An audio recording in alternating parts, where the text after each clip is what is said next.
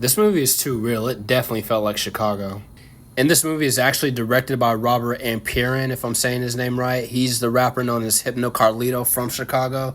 He's also playing the main role of Darnell Jackson in this movie, so he has multiple roles in this movie, which is actually really impressive. How the director Robert was able to portray military, politics, and street life all in one movie needs to be studied. You usually see street life and politics together in one film, but never with the military aspect involved. He did so with such precision, too. It was like he assembled the stories of many kids, street dudes, hustlers, politicians, and combat veterans to make a hodgepodge of a film based on one guy who's able to navigate in all those worlds. Primary position is as entertaining as it is serious.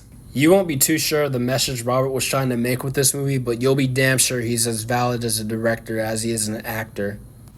Without spoiling too much, it's about a kid named Donald Jackson who goes into the military after high school to get away from his crazy home life in Chicago. His best friend Tracy joins with him, in which they actually do a tour together. But that tour is short-lived as Tracy is killed by Russians, leading to them killing Russians in retaliation for Tracy's death. So in order to prevent World War III, Darnell is just charged from the military to cover up the accident from which he has to start over in Chicago. It is from here Darnell begins using his sniping skills back home in Chicago to partake in street justice, leading to him ending a conspiracy involving the mayor and a renowned street boss. It was pretty gnarly. The first 15 minutes of this film showcased Darnell's life growing up in his rough neighborhood in Chicago, just being a young kid, getting onto all sorts of things like alcohol and girls.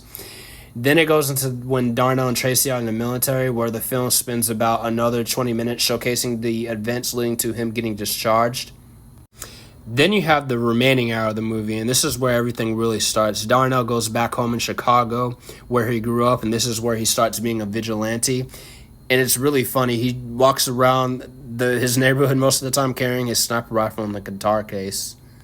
But I'll land the plane there. I won't spoil anything else about this movie. You guys will just have to go and watch how he stops the conspiracy. It's a great plot, but the dialogue and constant roasting between all the characters are what really make this movie.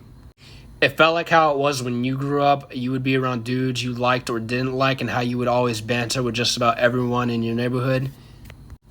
Many of you guys probably remember the old guys you would always see in your neighborhood. There were the drug addicts, and then there would be dudes who would never get jobs. All of them just in one place, just interacting with each other. Watching this is kind of like going back in memory lane. I personally didn't grow up in a rough neighborhood, but there were many characters I went to school with and many old guys just around the way, just who you would interact with. I replayed many scenes over and over, so much to the point where it took me 2.5 hours to watch this hour-and-a-half movie. It was just, again, so much fun to hear them shit talk. It just took you back to a time where you grew up all the way from elementary school to high school. Some of you, I'm sure, didn't go to the military. You guys went to college. You meet all these characters and personalities everywhere. It's just really fun to watch people banter. And that's what I'm noticing with a lot of movies. Their banter is just way more fun than the actual plot itself. This movie, primary position, didn't need a great plot. It just didn't even need a bunch of CGI. It didn't need a bunch of special effects. It just looked like they had a bunch of great actors from Chicago who kind of knew each other, and they already had that chemistry to make it translate on screen. And with that, I'm going to get into some of the characters. Here we have the director/actor himself, Robert Amparan, also known as Hypno Carlito. His character, Darnell, pretty much looked like this screenshot you see right here. He's probably the sternest of everyone, so you can imagine Hypno Carlito made his acting a little bit easier for himself. But it made sense for the plot to have a stern dude sniping everyone. That, or you would have had a goofy Deadpool. So hats off to Hypno Carlito for doing all that. He was able to be a director and then be a good actor, and not only be an actor, but be the main actor in this movie, play the main character. So I know that's not an easy task. Twista makes an appearance in this movie. He has one scene where he's playing the owner of a corner store. The scene itself is pretty good. Twista did sound and look like how someone running a business in a rough neighborhood would sound and look like. I'm not sure how many film projects he's done, but if this is his first, he nailed it. Not too much to say about him. Again, it was only one scene, so looking forward to many more he may have in the future. And here we have Jamal Woolard. Some of you may recognize him from the movie Notorious in 2009, where he played Biggie alongside Natari Naughton playing Lil' Kim.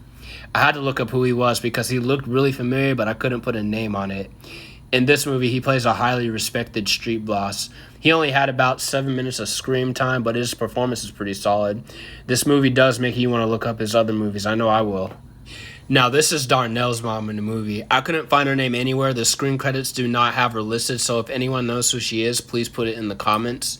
Thank you in advance.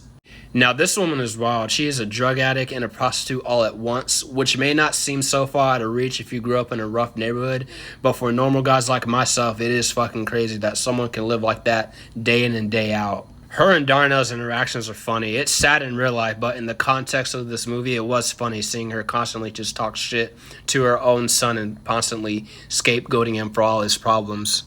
She reminds you of any drug addicts you've known, from family members to anyone you've known to the fourth degree who never take any accountability and always blame you for everything. She's just disgusting and messy. It's just very tragic. It's tragic, but then you can't help but just dislike a person like that. Many of you have aunts and uncles in your family who are heavily involved in drugs and all that stuff, so Darnell's mom is a reminder of all that dysfunction.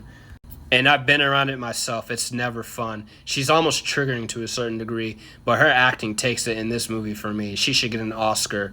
That was just a very PTSD kind of role she was playing. And last but not least, we have Chris D. Lofton. He's one of my favorites coming up. He's solid, and he definitely knows what he's doing in these roles. My only ick with this movie is that his character died too fast. His character was Tracy, and he's the one who got shot and killed by the Russians. But he's definitely doing his thing. I first saw him in Power of Force, and I know he's been in other projects such as True to the Game and the Ballers series with The Rock. But in my opinion, he's still not there yet. He's still not established to me in the world of acting. So it's probably just a curse in my mind for him being such a likable actor in which the work never turns out to be enough, and so you always want more. So it's a gift and a curse. But shout out to Chris Lofton. He nailed it with the short screen time he had. This movie is great. It's fantastic. Robert Amparan, again, a.k.a. Hypno Carlito, was able to pull off producing this movie while simultaneously starring as the main character while balancing different real-life topics. That's crazy. Him and this movie need to be studied for sure. So with that, I give this movie a 9.6 out of 10. Again, my only ick was that Chris Lofton's character died too fast. I really like him as an actor, so that's my only problem, if you want to call it that, with this movie.